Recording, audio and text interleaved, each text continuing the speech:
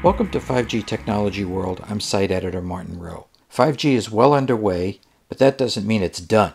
There are still standards to produce, designs to optimize, networks to optimize. 6G is in early research and is coming along. To find out more, we spoke with Keysight's Roger Nichols at the 2020 International Microwave Symposium. Roger, 5G, 6G, where do we stand in terms of engineers? Who's designing 5G into what? We all know the infrastructure, and we all know that there are cell phones. Are there any other devices, whether they're chips or user equipment or anything else that might be starting to come along? Are you focused mostly on the wireless side, or do you also deal with the wired side?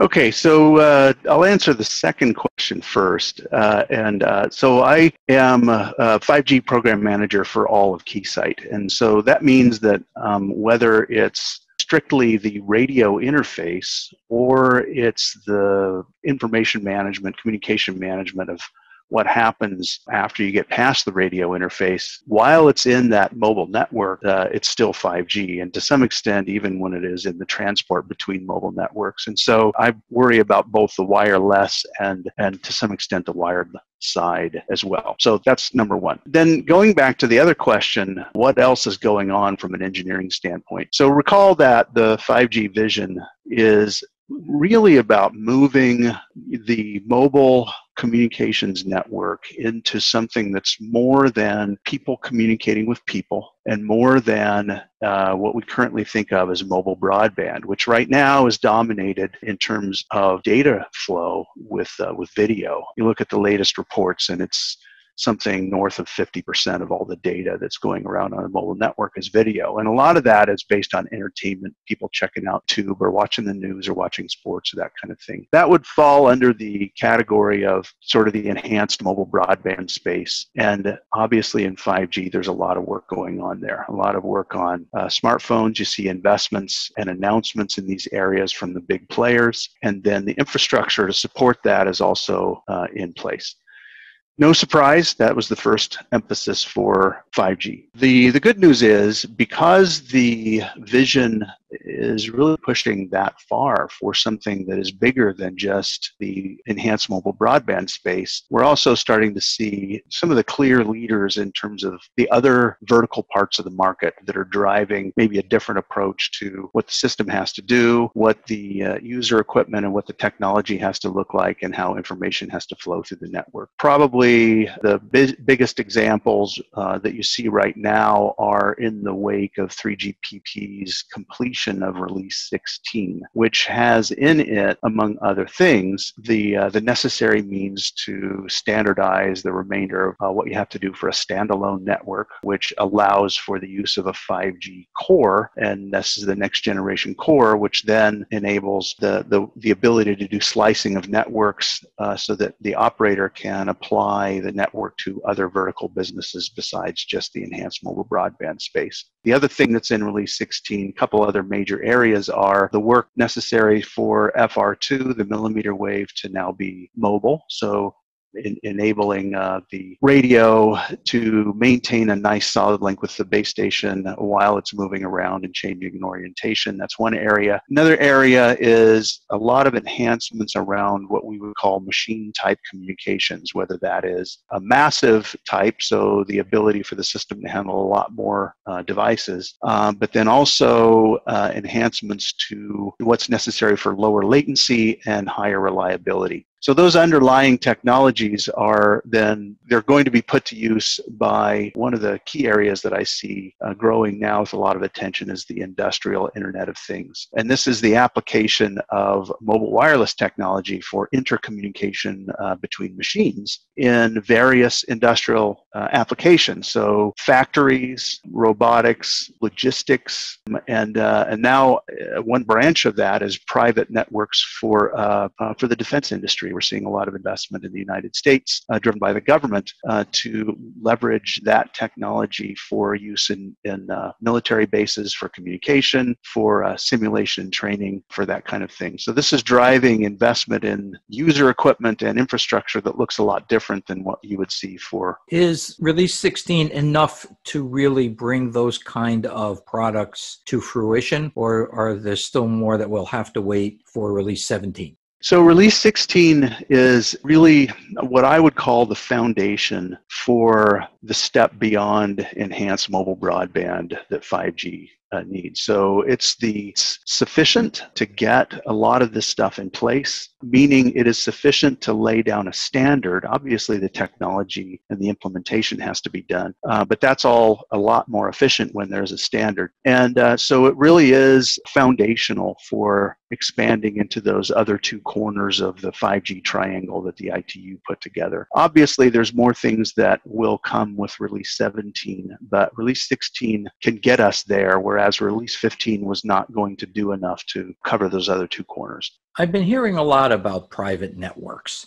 Can you explain what really is a private network as opposed to a public network? This is also tightly related to this industrial Internet of Things, and it's really driven by, if I want to have a very predictable behavior in the network, I want to have total control of what's going on in the network. And hence, if it's private, I own the whole thing, and I can design it and have it built for the sake of my set of applications. I don't have to share the network resources with anybody else, and that means that I have the reliability, I have the latency, and even the security that is necessary for my particular application. So and that's the whole point, is can we manage that? So private networks, the way I've seen the models put together, will come in maybe three different forms, and it's kind of on a spectrum. So one of them is fully private, where the core of the network and the radio access network are completely isolated from a public network. A public network would be the sort of thing that you use today when you make a call or an internet connection, or mobile internet connection, through one of the big providers, the Verizons or the AT&Ts or T-Mobiles of the world. Mm-hmm. And that's a public network because I go to the store and I buy service and I use it. And I generally get pretty good service, but if I'm in a big crowd with a whole bunch of other people using it, I have to share the network resources with all those other people using it, and hopefully the provider has put in enough capacity to manage that. And if they haven't, then that becomes an issue, but that's a trade-off that they have to make, cost versus revenue. In a private network, it ends up being more isolated from that standpoint. So three different models. One is completely private. The core and the RAN are completely owned, or at least maybe leased by some entity. And that could be they just buy it and have it installed. That could be they have the private network installed by a current operator, somebody that already knows what they're doing, but it's unique and private to them, and it has a separate core from the public mobile network and a separate radio access from the public mobile network. That's sort of one end of the spectrum. Very unique, very isolated, secure, has all the right design to meet whatever needs the customer has, but probably quite a bit more expensive. The two other models are, I'll go to the other end of the spectrum first, and that is a slice. So I'm a industry, I'm a private entity, I'm a city, and I will purchase a slice of an existing public network from a big network operator, and sign a service level agreement, and my slice of that network, which would be isolated by virtue of all of the new nature of how 5G is designed, from a security standpoint, even from a performance standpoint, the service level agreement would be designed to meet the needs that I have. Maybe that's a lot of devices with low data. Maybe that's a few devices with high data. Maybe that's super low latency or a combination thereof. So that's less expensive because the network's already there. The operator can charge me for that, and then it becomes an issue of, does that slice actually meet the service level agreement that I require, because the physical network is still shared with the rest of the people that are using that physical network, but the slice can be isolated, so it's a virtualized slice of that. And somewhere in the middle is where the radio access network is shared between the private entity and the public situation, but the core is a separate core. And that would enable the core to do all of the necessary computing. It keeps it more isolated from a security standpoint, so it's a little safer from that perspective. And that's kind of a halfway between the two. And those are the three different models that I have seen between these types of entities. I see. Let me get back to the radio side for a moment. Although we have now two standards for radio, one of course was release 15, and now we have 16 for the additional items. But the radio and the designs are still very much in flux. There are still a lot of new devices coming out, whether they're amplifiers, and there's still a lot of problems to deal with. For example, I've been hearing a lot at the IMS here about heat and other such very practical issues. What are you seeing from Keysight's perspective? What are you seeing in terms of the radio side that engineers are struggling with or asking for help? So it's a lot of the same kinds of things that you're hearing at IMS. Early in the deployment of a new set of technologies, the standard generally anticipates a state of the art in the technology that is a few years in advance, and that would make perfect sense. The best example I have is in the very early days of GPRS. They had a very tough time getting heat out of the mobile devices when they started duty cycles that were more than 12.5%. And so they had to redesign the heat management process and the thermal management process in mobile devices for GSM phones when they added GPRS. That came after the initial rollout of products, because being first is pretty important, in spite of the fact that that is pushing the limits of the state of the art from an architecture standpoint, from a semiconductor standpoint, from digitizers and digital analog converters and antennas and that kind of thing. So we are seeing rapid expansion of the number of devices and the number of base stations in 5G in the world, but still something less than 2% of all the global subscriptions are 5G. And so that means it's not a very big number, but it also means it's growing very fast. And so as people try to move to these new capabilities, where you're putting demands for lower latency, you're putting demands for flexibility for TDD slots, for example, you're putting in demands for the millimeter wave space, FR2, into these devices, they're going to push the state of the art pretty hard. So it is about battery life, it's about thermal management, it's about making sure that the systems meet the requirements from a protocol standpoint, from an RF standpoint, from an RRM standpoint,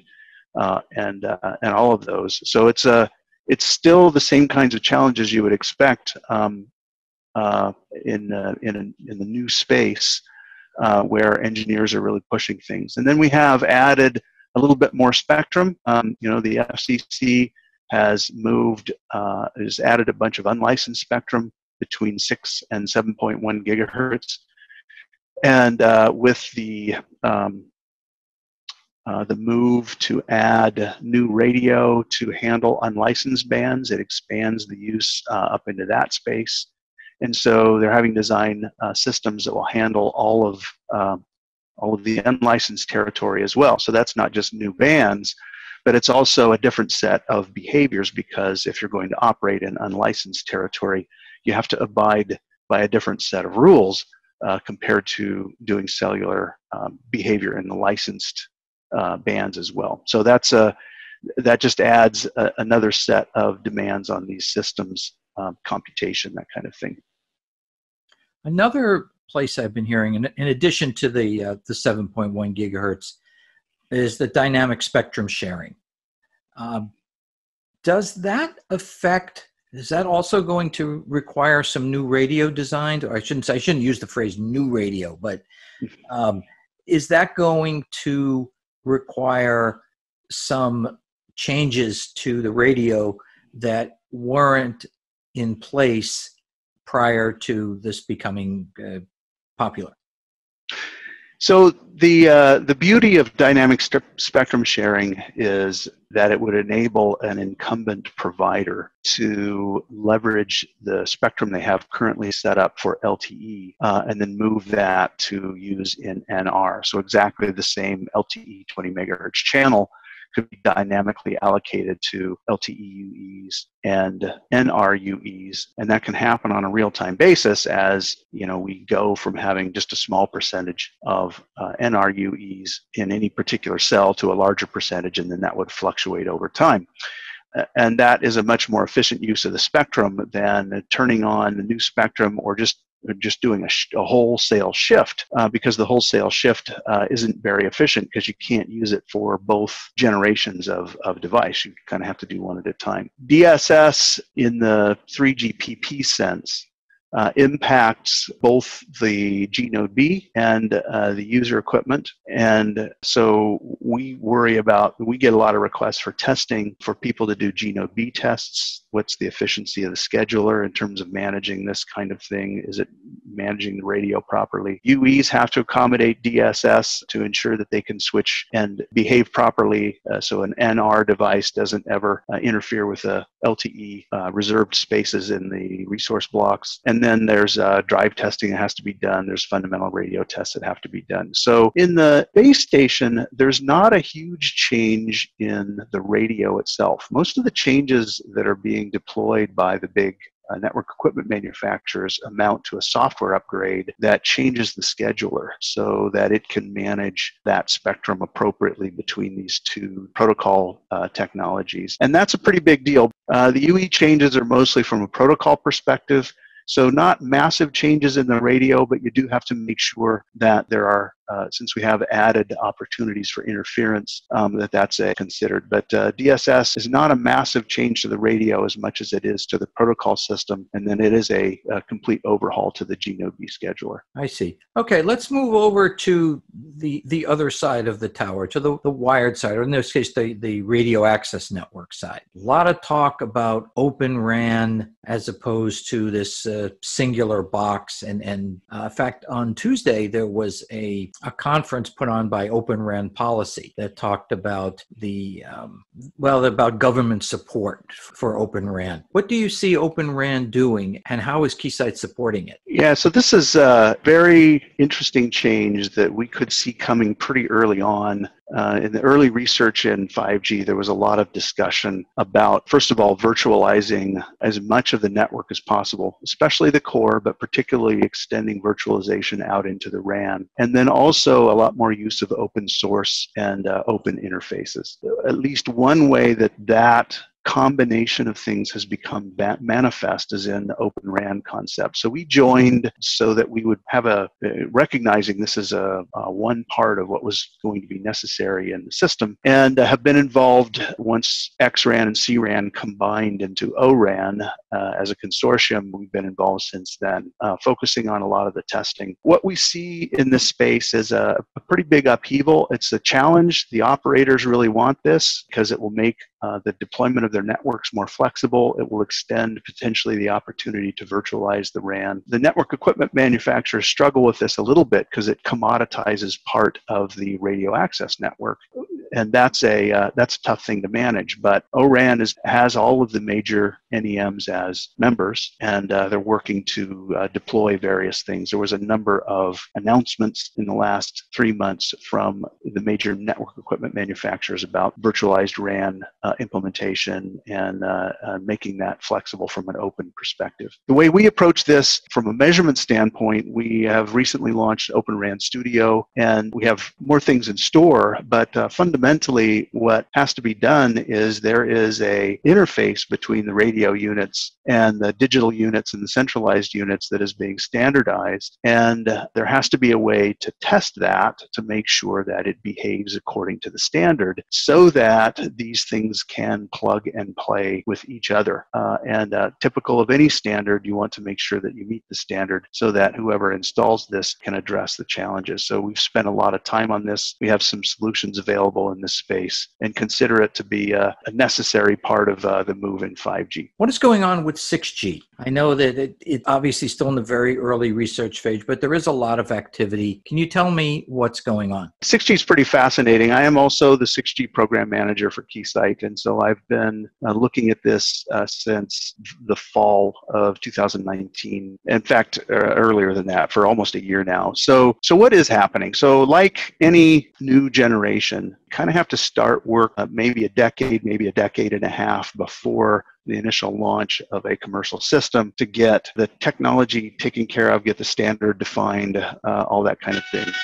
So most of what's happened with 6G so far is establishment of a vision of what it means. And there is fundamental research going on in things like semiconductor technology and networking technology, and then some applied research going on in both of those areas, as well as some advanced radio systems and networking systems. The predominant work in setting the vision for 6G is happening in a few different areas. One is the International Telecommunications Union. The telecoms part, ITUT, founded a focus group back in about 2 years ago in 2018, and they had 7 meetings, I believe, the last of which was completely virtual, to establish a vision for what 6G would do from a use model and a society standpoint, and then to take a look at what the use cases would be like, what kind of demands that would put on the network, and then what are the gaps between today's state of the art and where it has to be to meet those demands that are placed on the network. This is all in the public domain now. You can go to the ITU website and look up what they've got 7 or so papers published on this. Pretty fascinating stuff, what they've done. And it's really the members of this focus group were commercial entities and academics, a couple of government organizations to look through those details. There's also a couple of academic institutions that have published white papers. The University of Oulu, with their 6G flagship program, of which we're a member, they did a white paper about a year ago, and then have recently published 10 or 11 additional white papers on what we could foresee in terms of 6G. And then Docomo published a paper back in January, and then just 3 weeks ago or so, Samsung Research published a white paper on 6G. So all of that stuff is in the domain. You can look it up. But the fundamentals are that we get to maybe a few things, but the idea is a much higher interconnection between the mobile communications and society. So much higher degree of intimacy from that standpoint. So one use area is in 3-dimensional sight and sound. So holographic communications, which you can imagine on a real-time basis requires a lot more data. And if you add to that something they term, but it's adding the tactile internet to that. So not just sight and sound, but transmitting information related to other senses, specifically touch, maybe even taste and smell. And if you do that in a 3-dimensional environment, you can imagine that also places new demands on latency, not just minimal, having a low latency, but having precise timing. So even having maximum limits on latency, so that if the information arrives too early, it's useless, for example. So all of our work so far has been to make latency as low as possible. And this next step in 6G is to have much more precise timing. And there's other use cases for that, but that's another key area. And I think the other space is to take the use of the mobile network into, sort of that once again, even further generation into the industrial Internet of Things and how we're going to manage the society's real use of all of this communications technology, transportation, social networking of various types, that kind of thing. So that's a lot faster data, much more precision in timing, lower latency, very precise location-based services, maybe plus or minus 1 centimeter indoors, 10 centimeters outdoors, higher speed in mobility, 1,000 kilometers per hour, and then beyond what's being perceived in release 17 for 3GPP, a full integration of the space and terrestrial communication networks so that they're all working together. That's a kind of a quick summary. All right, Roger. Well, thank you very much for your time, and I look forward to speaking with you again. Great. Good talking to you, Martin.